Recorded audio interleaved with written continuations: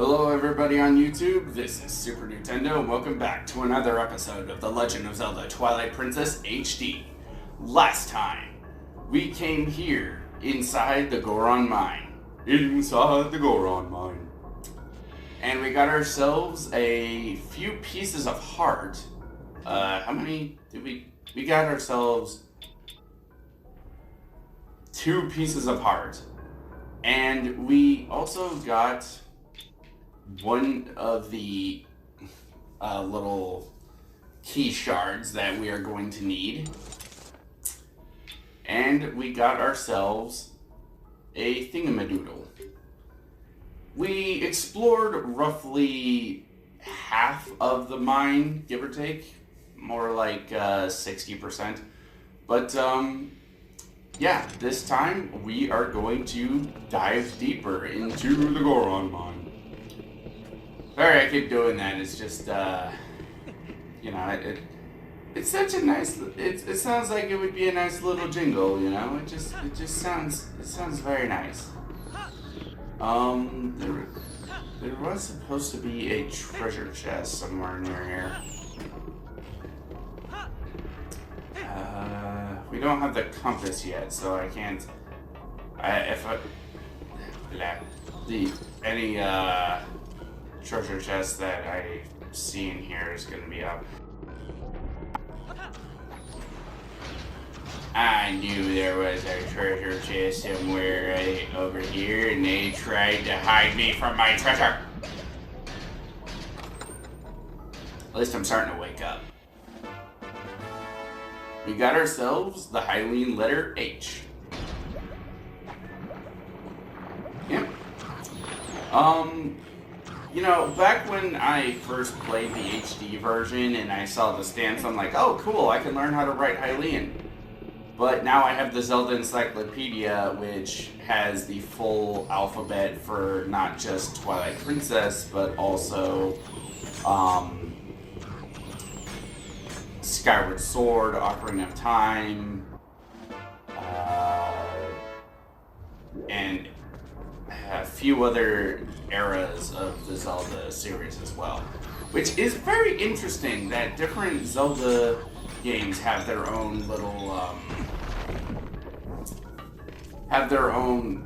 alphabet style. Like, I love that detail. I really love it, you know, because it's not like English has always been pretty much the standard of the world, and not saying that it is, but you know, like multiple countries kind of have it as a requirement to be able to graduate their schools. I know Japan does.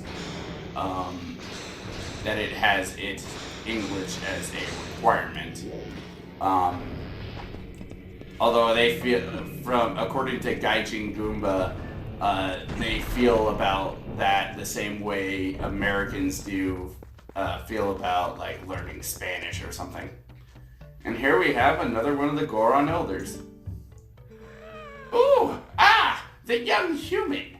I am pleased to see that you make it this far, brother. I am one of the 4 elders of the Goron tribe. I am called Gor Ibizo.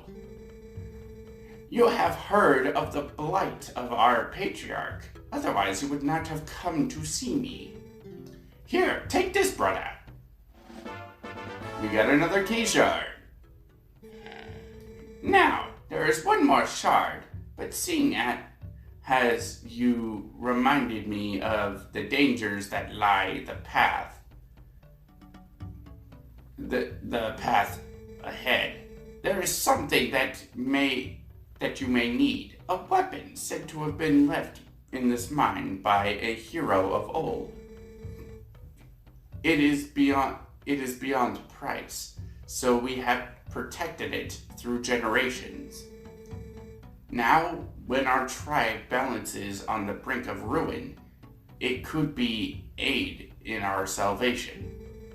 The hero's weapon is stored safely up ahead. Talk to the guard and take it with you, with the blessings of the Goron. Cool.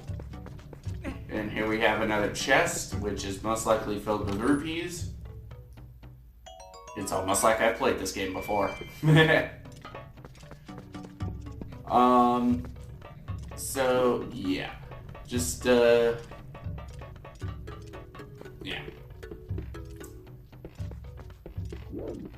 I mean, I really do love this game. I love the Zelda series as a whole. You know, I never get tired of playing Zelda games. Like at the time of recording this, not only am I playing through, well, this, but I'm also trying to play through beat 100% Breath of the Wild on Master Mode. And, what else? Trying to play through Legend of Zelda Minish Cap again. Trying to 100% that as well. You know, just, you know, I never get tired of it. You know, it's the puzzle solving, the characters and whatnot. It's just also good.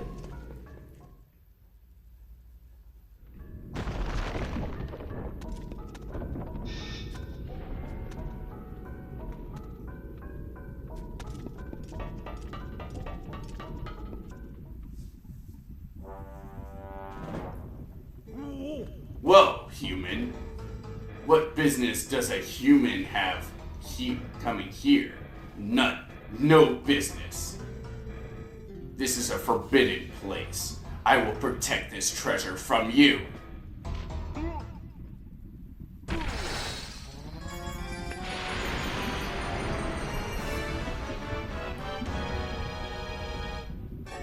Let's get ready to rumble! This guy's name is, forget what your name is. What is your name? But anyway, we pretty much just slash him in the belly, and, then we, like, just throw him in the lava, or magma. We throw him in the molten hot magma. He's really not that bad.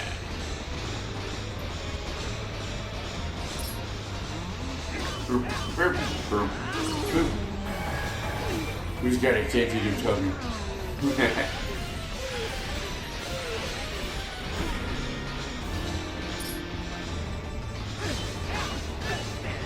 You know, you would think that the Goron would be a lot more heat resistant.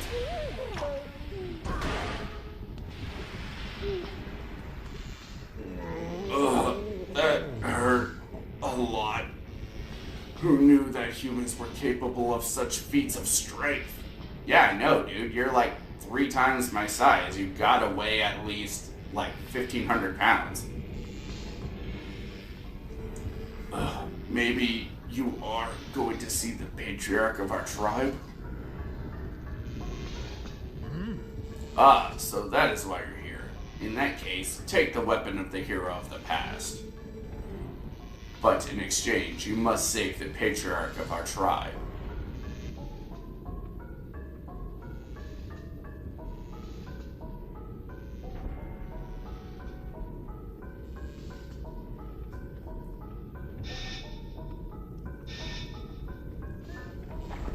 So, about this weapon, would you say it's a link to the past?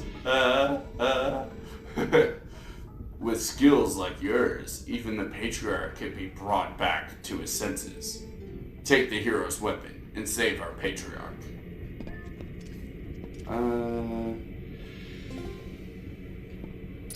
Okay, I was just looking at the little map, so I knew what direction we were heading. I always get lost as to what direction we need to go.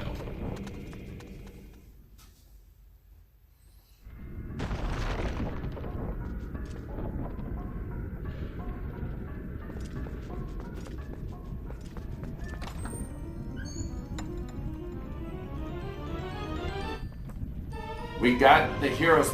Oh, wait. The heroes.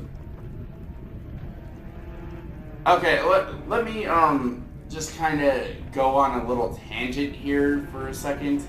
Knowing being the Zelda nerd that I am, Child Link doesn't have a bow. He had one in Majora's Mask, but he all the items that he got in that game were fabrications of the Majora's Mask itself, according to the Zelda encyclopedia. So when he left Termina, or Termina as AGI Numa calls it, all the items he got in Termina are gone. So the bow too. I mean, he could have gotten another bow, but I don't know. This treasure of the Gorons is said to once belong to the hero from the past. Set it to the assigned weapons on the item screen. Shoot with the assigned buttons. Aim with the targets with the L stick or gyroscope, which I have disabled, and press the assigned button to shoot. You can carry up to 30 arrows. Alright, let's put you in place of the slingshot, since there's not really much of a reason to do it. As far as I can tell, holding the thing down does not actually mean anything. There was some rupees that fell into the magma. You know, it's just one of those things of like, no, Beamos! Now that we can actually kill these things are Beamos. They are mechanical clockwork of sorts that are... Who builds these things? No, seriously, who builds these things? Who in the world of Hyrule is building these frickin' robots? You know, like, the Goron... Somebody has to be building these frickin' things. I never actually questioned that before. Who is building the Beamos?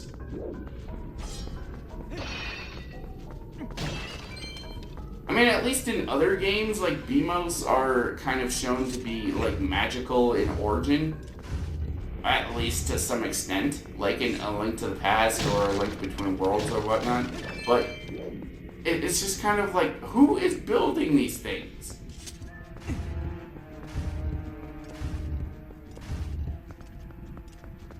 Just, seriously, I'm racking my brain trying to figure it out. I mean, at least in in Majora's Mask, it was shown that the Gorons in that game were not technologically inclined, but they were attempting to build a rocket to go to the moon. And it's just, yeah, who is building? I don't know. I would kind of like to see if there is some kind of scientist or something building these things. Just, you know.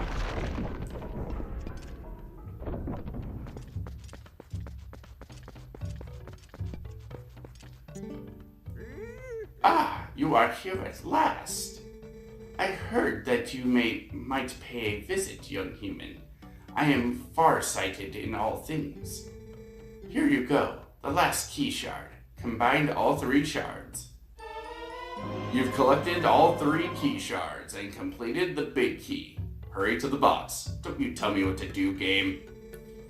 If you use that key, you can open the room to where Darbus, the tribal patriarch, is being held. Who knows how powerful Darbus is in his new grotesque form? But I suppose I should trust your power, considering you came this far. Hurry now, to the patriarch's room. Don't you tell me what to do either. So, since this is the last Goron Elder room, I would like to kind of say I like that every one of these Goron Elders has a sumo wrestling room in their place. I really like that detail. Even though it's probably just, like, memory constraints or whatnot, but... You know, I really wish that you could do the sumo wrestling more. I really like that minigame. It was so fun. You know, it's a minigame that is...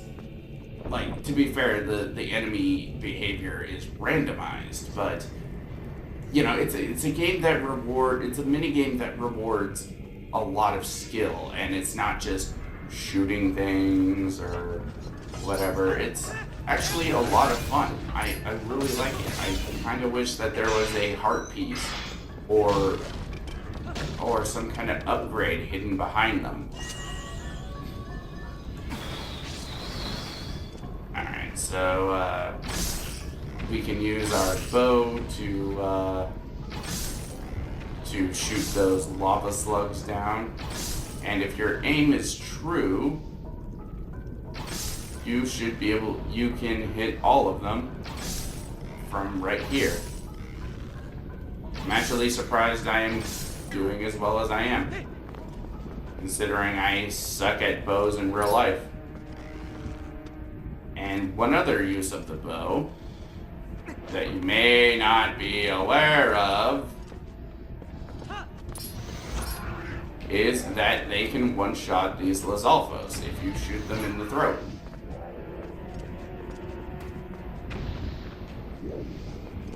It's honestly a weakness that I found out about, not recently, but I didn't even know about until my most recent playthrough before this. You know, it's just kind of, it's kind of a little detail, you know? Like, I always kept trying to slice at their tails, and they were always, like, a really frustrating enemy because of that. But especially this guy here. But, yeah, with the power of shooting things in the throat, it's really not that bad.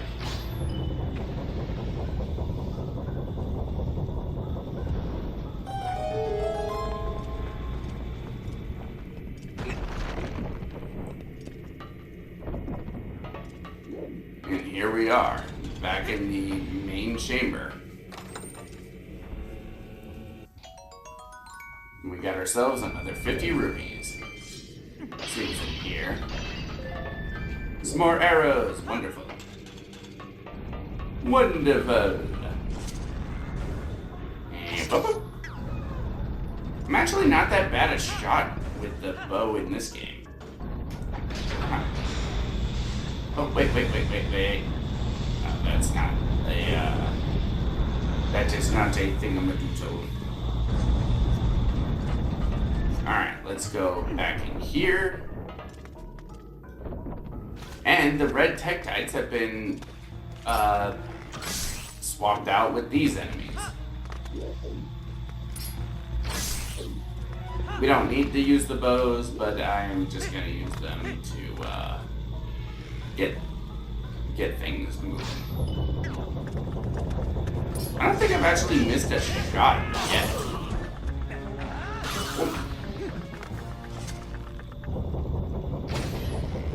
And whoop. First time for everything. Whoop. And just release the button to it. That's not a big deal. Alright, let's go eat.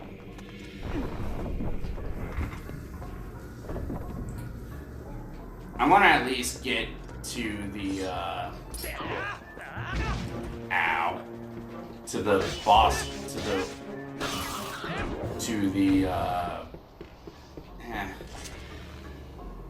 I don't know. Alright, let's snipe these guys so that we can, oh, I should mention that, if you have, well, if you have been watching the mini-map, then you would know that there is a treasure chest up there. However, this is the first instance of a treasure chest that we're gonna have to come back for once we get a later item. because we do not have the item necessary to get up there just yet. Don't be surprised if I forget about that, because I honestly forget about it quite a lot. That treasure chest is there in the original version too. Yeah, it's just kind of a doobly-doo. I love the little thing of, like, you can shoot the little explosive barrels to kill them. It's a really good detail.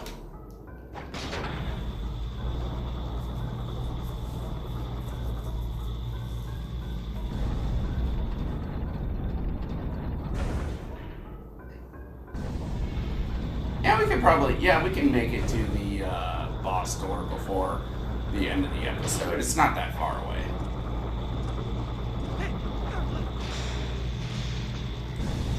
Alright, let's see.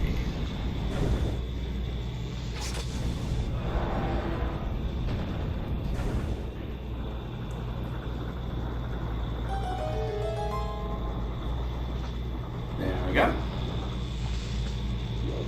Wow, I'm kind of surprised I shot that thing as quickly as I did, because in most other playthroughs I have to line up my shot, which usually takes one full pass around, and then after that it's just kind of a game of timing. Timing! There we go, we got rid of the bow and arrow guys. Except for that one. Alright, let's see if we can get that guy down there. I want to get rid of the bow and arrow guys first, because they suck. They can hit you from a range, and I don't like that.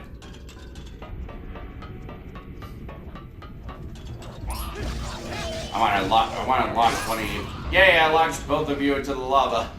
Or magma. He's calling it lava. But in fact, it's molten hot magma. Hiya!